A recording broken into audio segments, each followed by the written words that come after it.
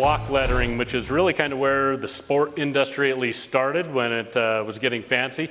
Even those would have been just single color letters, then they went to dual color letters, then logos out in the middle of the floors. But if you want to recreate some of these on your customers' floors, really easy to do just using tape.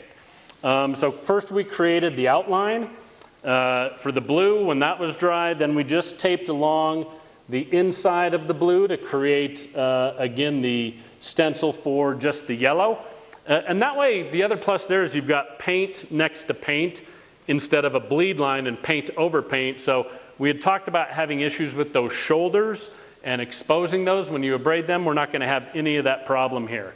And then if you do have a repair, because we did have an issue with some of the gold or the yellow bleeding into the blue here.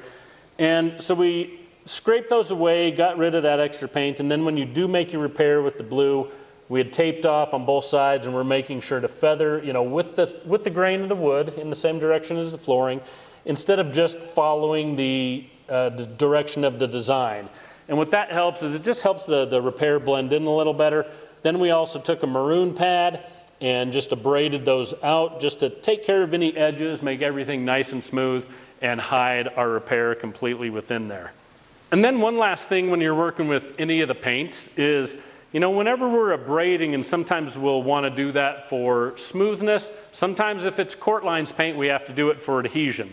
But you always want to take care when you're abrading, and it's a lot more difficult to do if you're using the buffer, that you're not grinding one color of the paint into the other. So when we abraded this, I just hand abraded all the blue and then vacuum and tacked that up, then hand abraded the gold, vacuumed and tacked that up.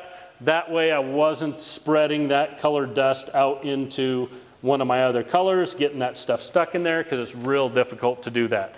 So especially if you're working with colors that have a lot of contrast, definitely take care when you're abrading those so you're not grinding one of the colors into the other. And again, if you do, power scrubber.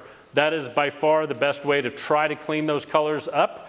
If you do end up having one that has, you can just tell it's discolored and a little shadowed, again, maroon pad, just hand abrade that color, power scrub it up, and that should give you a nice clean surface to work on. So remember that with your block letters. Use tape to do the designs. If you do it right, you won't have any shoulders to worry about. You'll have paint next to paint. If you do have some repairs to make sure you feather out all your repairs with the grain, then hit those with a maroon pad to kind of just blend and smooth all that together. And then take great care that you're not grinding one color into another, and you can come out with some stunning block letters for you and your customers.